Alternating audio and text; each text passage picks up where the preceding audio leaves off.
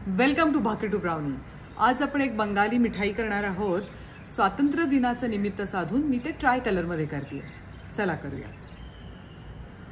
सगळ्यात आधी पनीर करण्यासाठी मी इथे दूध पूर्णपणे तापवून घेतलंय। आता आपण ते पूर्ण गार करून घेऊयात। मगाशी आपण तापवलेलं दूध आता पूर्णपणे गार झालंय आणि त्याच्यावरची ही साय आता मी काढून घेणार आहे। आता हे दूध आपण परत उकळायला ठेवू। हे मी आदनमधनं हलवत राहणार आहे। आपल्याला याच्यावर साय येऊ द्यायची नाहीये। आता आपल्या या दुधाला उकळी आली आहे। मी इथे सायट्रिक ऍसिड पाण्यात घालून थोडंसं ठेवलेलं आहे। हे उकळलेलं दूध मी या चमच्यावर घेणार, त्याच्यामध्ये 1 चमचा सायट्रिक ऍसिड घालू।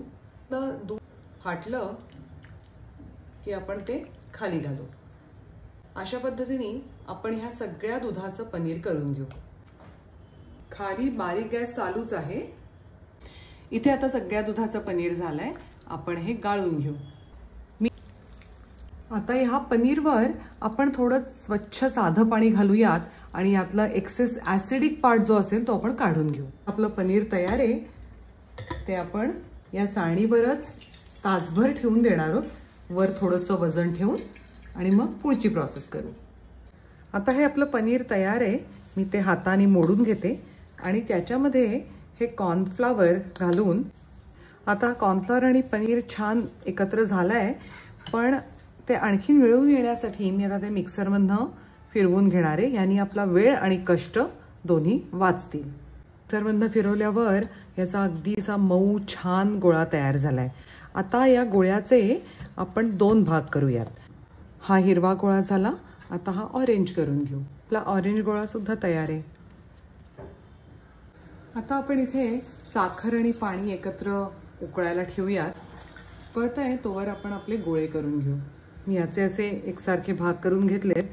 गुळगुळीत गोळा झाल्यावर अशा चौकोनी आकारात मी हे वळून घेतले। हे चौकोनी पनीरचे तुकडे थापून तयार आहेत। आपलं पाणीही उकळलंय। आता आपल्या या पाकाला उकळी आली आहे। यातला थोडा पाक मी इथे, म्हणजे साधारण 1/3 पाक मी इथे काढून ठेवणार आहे। तो गार होऊ देत, तोवर आपण ह्याच्यामध्ये आपले रसगुल्ले उकळून घेणार। आपण ह्याच्यावर असं कलतं झाकण ठेवणार आहोत। आता 2 मिनिटं झाली आहेत। ते तुकडे आपण उलटे करूयात। परत झाकण ठेवून देऊ आणि 2 मिनिटांनी परत बघू। छान मोठे झालेत। आता मी हे शेवटचे एकदा उलटणार आहे। एकूण 4 वेळेला आपण असे हे उलटलेले आहेत। मी आता ते ह्या पाकातनं काढणार आहे आणि आपण जो पाक गार करायला इथे ठेवलेला आहे त्याच्यामध्ये हे घालून टाकणार आहे।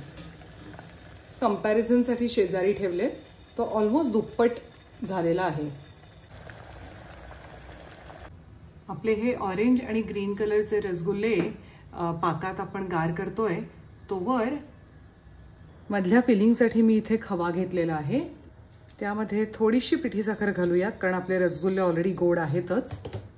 आणि आपण जे दूध तापवून त्याच्यावरची साय काढून घेतली होती, ती साय असं मी हे मिक्सरला फिरवून घेणार आहे। आता ह्या गार पाकामध्ये घालून आपल्याला 15-20 मिनिटं झालेली आहेत। आता मी हे असे उभे मध्ये कापून घेणार आहे।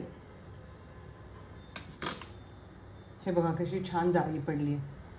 आपण आता हे परत तासभर कापून पाण्यामध्ये घालून ठेवणार, पाकामध्ये घालून ठेवणार। तास 1.5 तास पाकामध्ये छान ते मुरलेले आहेत। आता त्याच्यावरती हा आपण मगाशी जे फिलिंग करून ठेवलं होतं, खवा, साय आणि साखर, ते आपण मध्ये भरूयात आणि आपलं मलाई सँडविच तयार। असे हे आपले ट्राय कलर मलाई सँडविच तयार आहेत। अशी ही आपली ट्राय कलर मलाई सँडविचेस रेडी आहेत। भेटूयात भाकरी टू ब्राउनीच्या पुढच्या एपिसोडमध्ये। बाय।